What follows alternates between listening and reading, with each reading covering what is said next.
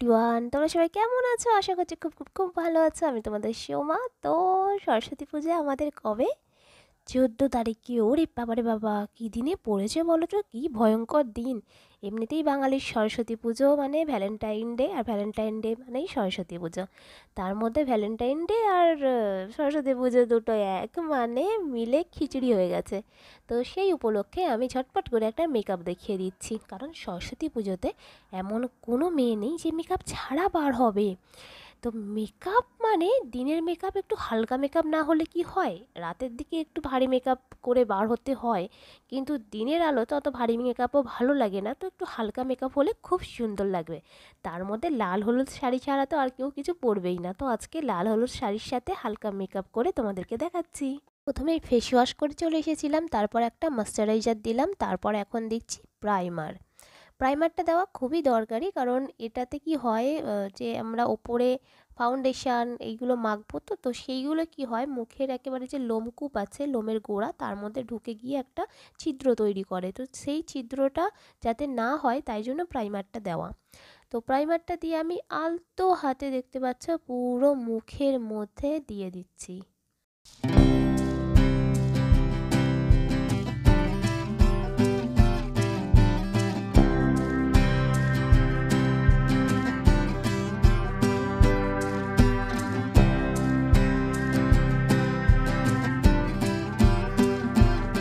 Primer দেওয়ার পর অন্তত 5 মিনিট ছেড়ে দিতে হয়, তো আমি একটু হাওয়া মেরে নিচ্ছি, সেই কারণে অত হাতে এখন সময় নেই। তো তারপর দিয়ে দিচ্ছি কালার কারেক্টার। তো এটা দেওয়ার একটা বিশেষ কারণ হচ্ছে যে যেই জায়গাগুলো, যেমন চোখের কোণে, তোমার নাকের পাশে, ঠোঁটের পাশে, এই জায়গাগুলো কি হয়, অনেকটা ডার্ক থাকে, তো সেই জায়গাগুলো যাতে ডার্ক না লাগে, মুখের চামড়ার মতো অন্য জায়গার মতো সমান সমান লাগে, সেই জন্য কালার কারেক্টারটা দিচ্ছি। আর আমার কিছু যে কিছু জায়গা মুখের মধ্যে পিম্পল হয়েছিল কিছুদিন আগে, তো সেই দাগগুলো না এখনও পর্যন্ত যায়নি। তো সেই জায়গার উপরে আমি কী করছি, কালার কারেক্টারটা দিয়ে দিচ্ছি।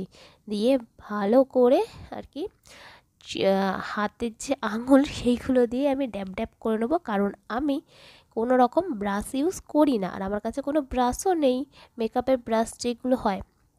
আর ব্রাশগুলোর পরিবর্তে আমি বরাবরই হাতের আঙুল দিয়েই কাজ চালিয়ে এসেছি, তো এখনও সেই কাজই করছি। হাতের আঙুল দিয়ে, দেখতে পাচ্ছ, আলতো আলতো হাতে একটু ড্যাব ড্যাব করে নিচ্ছি ওই জায়গাগুলোতে, যাতে কালো জায়গাগুলো, মানে ওই যে কালো স্পট পড়েছে সেইগুলো যাতে না দেখা যায়।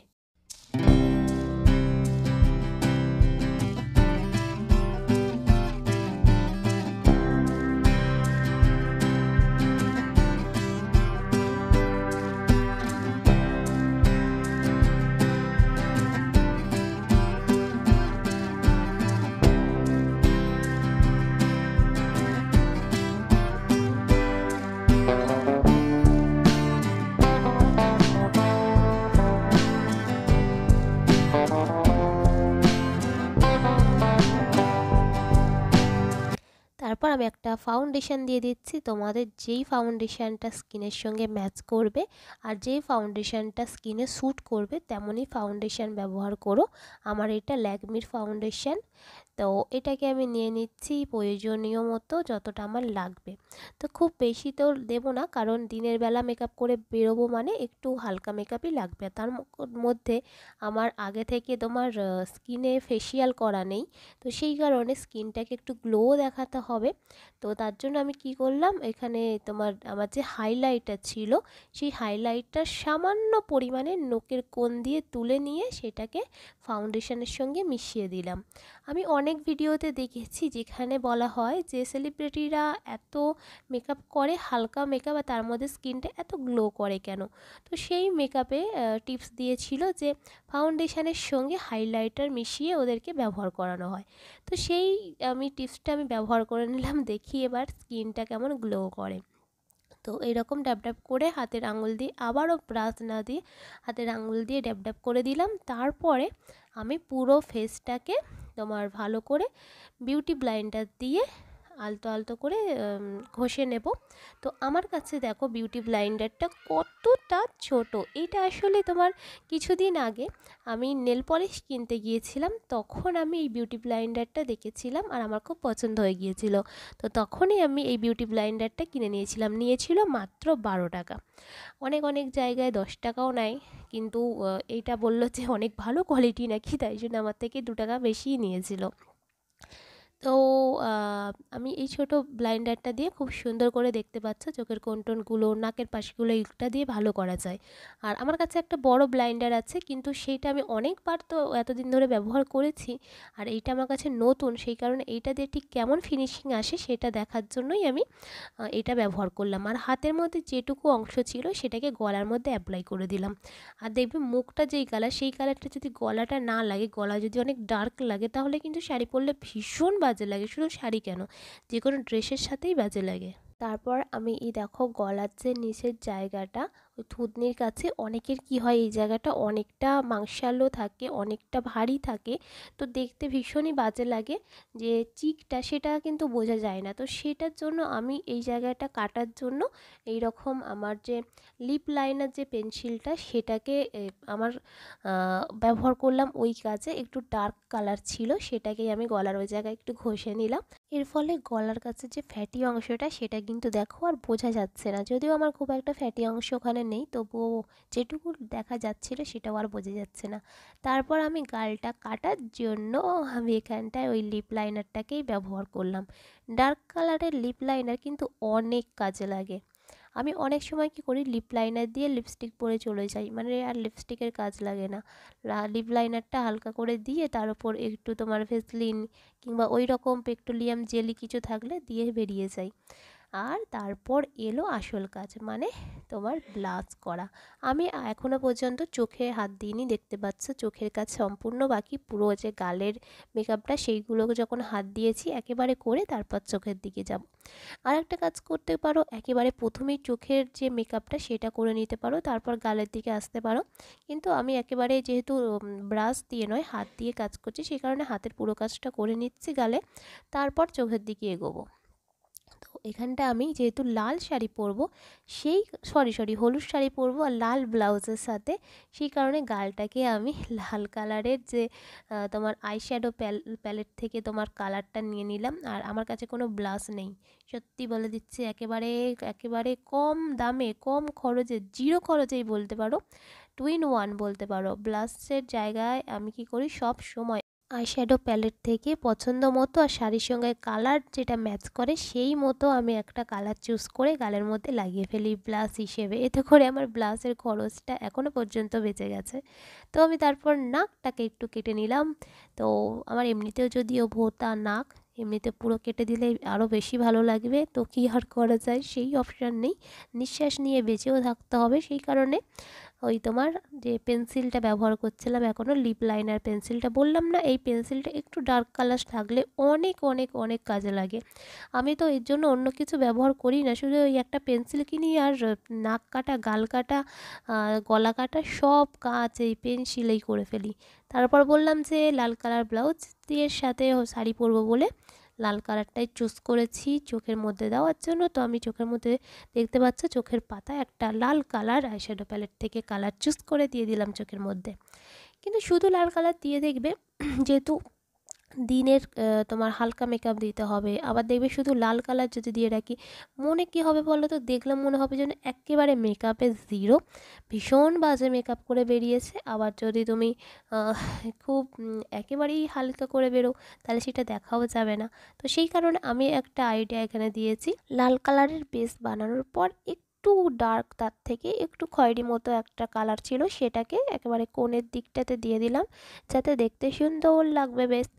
আর তারপরে আইলাইনারটা পরে দিয়ে আমি ফিনিশিং দেখিয়ে দেবো, যেটা মানে আইলাইনার ছাড়া তো ভীষণই বাজে লাগবে। আর দিনের বেলা দেখবে কেউ আইল্যাশেস পরে আর কি তোমার বার হয় না, রাতের বেলায় খুবই ভালো লাগে, কিন্তু দিনের বেলায় খুব একটা লাগে না। তো সেই কারণে তুমি আইল্যাশেসটা যারা ব্যবহার করবে দিনের বেলা, তারা যাদের চোখ অনেকই ছোট তারাই ব্যবহার করো, যাদের চোখ বড় বড় তারা ব্যবহার করবে না, কারণ বাজে লাগে দেখতে। আমার নিজের এটা নিজের অভিজ্ঞতা। আর আমি দেখো আমার একটা ছোট্ট কাজল পেন্সিল ছিল, এইটাই আমি 3-4 বছর ধরে ব্যবহার করেছি। তো এইটা দিয়ে আমি ভুরুটাকে হালকা করে এঁকে নিলাম। তো এই ভুরু আঁকাতে আমি ভীষণই এক্সপার্ট, কারণ আমি কখনোই মোটা করে ভুরু আঁকি না। আমি ছোট্ট করে এরকম কোণের দিকে দেখতে পাচ্ছ হালকা দিয়ে দিলাম। এতে করে কি হয়, ভুরুর যে একটা শেপ আছে সেটাকেই বেশ বোঝা যায়। আর ওপরটায় হালকা একটু কালার চাপিয়ে দিয়ে আর নিচের দিকটা মানে একেবারে শেষের দিকটা একটু টেনে দিই। তো এই হালকা মেকআপে আমি সবসময় দেখেছি এই হালকা ভুরুটাই বেশি সুন্দর লাগে। আর ডার্ক করে যেটা ভুরুটা পুরোটাই এঁকে নামানো হয় সেটা ওই রাতের মেকআপ কিংবা ভারী তুমি কাপড় জামা পরলে, যেমন অনুষ্ঠান বাড়ির সাজুগুজু করলে তখনই ভালো লাগে। তো এই যে দেখতে পাচ্ছ ব্রাশটা, এইটা আমি বার করেছিলাম। একটা পুরনো মাস্কারা ছিল, সেই মাস্কারাটাকে আমি ফেলে দিয়েছিলাম, শুকিয়ে গিয়েছিল, তারই ব্রাশটাকে ফেলিনি, সেটাকে এখনও পর্যন্ত চালিয়ে যাচ্ছি তোমার ভুরুটাকে এরকমভাবে শেপে আনার জন্য। এটা না অনেক বেশি কাজ দেয়, এটা আরও বেশি কাজ দেয় যখন মাথার মধ্যে যে ছোটো ছোটো হেয়ারগুলো কপালের মধ্যে খুবই উড়ে উড়ে বেড়ায়, সেইগুলোকে সেভ করার জন্য মানে চুলের মধ্যে ছোট্ট করে যদি এটা ব্রাশ চালিয়ে দাও হালকা করে, তাহলে সুন্দরভাবে আটকে যায়, ওইগুলো আর পড়ে না, অনেক কাজে লাগে। তো আমার ভুরুটা দেখতে পাচ্ছ সুন্দর করে এটা সেভ হয়ে গেল। তো এটার কোনো কাজ নেই, হয়ে গেল আমার চোখের মেকআপ। এবার শুধু আইলাইনারটা দিয়ে দেব, দিয়ে আমি চোখের তলায় কাজল একেবারেই পরি না, তোমরা পরতেই পারো, কারণ আমার পরার একটা কারণ আছে, সেটা হলো যে আমার চোখে অ্যালার্জি আছে। চোখে কাজল দিলেই তখন কী হয়, চোখ থেকে জল টপ টপ করে পড়তে থাকে।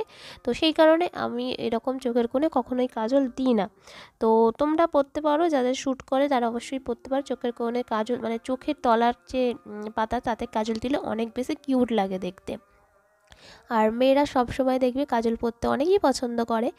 আর আমি তারপরে স্টেপটা দেখাই তোমাদেরকে এবার। তো তারপর স্টেপ হচ্ছে যে আমি হাইলাইটার যেটা ছিল, হাইলাইটার এবার নাকের মধ্যে দিয়ে দিলাম। নাকটা বেশ চকচকে লাগছে, সুন্দর লাগছে, এবার মনে হচ্ছে না নাকটা শেপে এসছে। এরপর আমি চোখের কোণে দিয়ে দিলাম চোখটাকে উজ্জ্বল দেখানোর জন্য। আর হালকা করে আমি দেখতে পাচ্ছ ব্লাশের ওপরে মানে মিষ্টি করে একটু হেসে তো দিয়ে দিলাম দুটো গালের মধ্যেই চকচক চকচক করছে। আমি সব থেকে পছন্দ করি যেটা মেকআপে, হাইলাইটার আর ব্লাশ, এই দুটোকে আমি অনেক অনেক বেশি পছন্দ করি। হালকা মেকআপের ওপর হাইলাইটার আর ব্লাশ করে বেরিয়ে গেলে ওফ, জাস্ট আর আমার তো কিছুই লাগে না।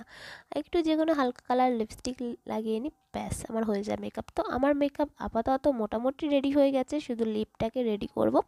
তো লিপটাকে রেডি করার জন্য দেখতে পাচ্ছ সেই পেন্সিলটা আবার খুঁজে খুঁজে নিয়ে চলে এসেছি, আর লিপটাকে শুধু এঁকে নিচ্ছি। হ্যাঁ, আমি লিপটা কোনো রকম বাড়াইনি। অনেক সময় কি হয়, যাদের লিপ অনেক সরু হয় তারা কি করবে, এই লিপ লাইনার দিয়ে একটু লিপটাকে এঁকে নেবে বড় করে, আর তারপরে তুমি লিপস্টিকটাকে দিয়ে দেবে, তাহলে দেখবে সুন্দর লাগবে, লিপটাকে বেশ বড় বড় লাগবে। তবে আমার লিপ মোটামুটি মিডিয়াম সাইজ, তো সেই কারণে আমি বেশিরভাগ ক্ষেত্রে লিপটা ওইভাবে বড় করার দরকার পড়ে না। তো সেই কারণে যেই লিপটা আছে তার মধ্যেই আমি শুধু পেন্সিলটাকে বুলিয়ে একটু রাউন্ড দিয়ে দিলাম, আর তারপর একটা লিপস্টিক দিয়ে দেবো। আর আমি এখানে হালকা কালার একটা হালকা পিঙ্কের ওপর একটা লিপস্টিক দেবো, ওইটা বেশি ডার্কও নয় বেশি লাইটও লাগবে না। আর আমি ভেবেছিলাম যে রেড যেহেতু ব্লাউজ পরছি হলুদ শাড়ি, তখন আমি লাল লিপস্টিকটাই ব্যবহার করব, কিন্তু দেখলাম দিনের বেলা যেহেতু বেরোবো সেই কারণে লাল লিপস্টিকটা খুব একটা যাবে না। তো তাই আমি একটু হালকা কালার মানে ওটা পিঙ্কও নয় আবার তোমার রেডও নয়, ওর ঠিক মিডিয়ামে, তো সেই কারণে আমি ওই লিপস্টিকটাকেই চুজ করেছি। তো এই লিপস্টিকটা কিছুদিন আগে কিনেছিলাম, অনেক খুঁজে খুঁজে কিনেছিলাম। তো আমি তোমাদেরকে লিপস্টিকের কালারটা দেখাই, দেখো এটা ঠিক গোলাপের পাপড়ির মতো লাগে, বুঝলে? তোমরা লাগানোর পরেই বুঝতে পারবে। দেখতে পাচ্ছ ঠোঁটটা কতটা সুন্দর একটা কালার আসছে। ব্যাস আমার রেডি হয়ে গেছে। এবার আমি শুধু একটু পাউডার নিয়ে পুরো মুখের মধ্যে দিয়ে দেবো। তো এটা কাজে লাগে তোমার ওই উম, অনেক সময় কি ব্যাপারটা হয়, সব মেকআপ ঠিকঠাকভাবে থাকে না, কোনোটা একটু বেশি লাগে কোনোটা হালকা লাগে, সেই কারণে পাউডার দিয়ে পুরো সেট করে নিলে তাহলে ভালো হয়। আর এইটা বলতে চাইছি যারা বেসিকভাবে মেকআপটা করো, যারা ওই স্প্রেটা ব্যবহার করো মেকআপ সেটিং স্প্রে, তাদের ক্ষেত্রে একেবারেই এটা নয়। এটা যারা একেবারে বেসিক লেভেলের দিনের বেলা তোমরা করতে চাইছো তাদের জন্য পাউডারটা অনেক বেশি দরকারি। দেখতে পাচ্ছ আমি যখন পাউডারটা দিলাম তারপর মুখটার শেপ সম্পূর্ণভাবে আলাদা লাগছে। তো ফাইনাল লুক দেখে নাও তোমরা কেমন লাগছে। টিপটা ঝটপট করে পরে নিই, ফাইনাল লুকে চলে আসি।